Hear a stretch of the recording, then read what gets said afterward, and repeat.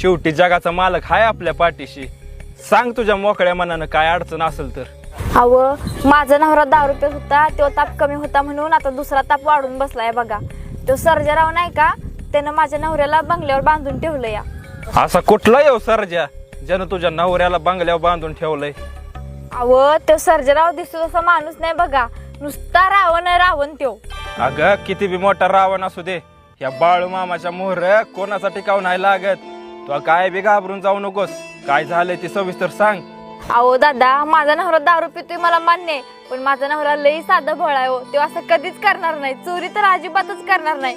त्या सर्जेरावानं माझ्या नवऱ्याला नक्कीच ह्यात फसवलंय बघा. म्हणजे तू काय म्हणतेस ते काय बी कळ ना मला. अहो दादा, मधी म्हणलं माझं पडीकरान कराय घ्यावं, त्यासाठी खत लागायचं होतं. पैसे तर माझ्याकडे नव्हतं, सगळ्यांकडे पैसे मागितलं बघा, तर कुणी बी दिलं नाहीत. म्हणून मी त्याच्याकडे पैसे मागायला गेली तर त्यांना आलाय का न माझा हात धरला. त्यांना माझा हात धरला म्हणून दिली बघा मी एक भावे सरून त्याच्या गालावर कानाखाली. तोच राग त्यानं डोक्यात ठेवला या आणि माझ्या नवऱ्याला बांधून ठेवला या बघा.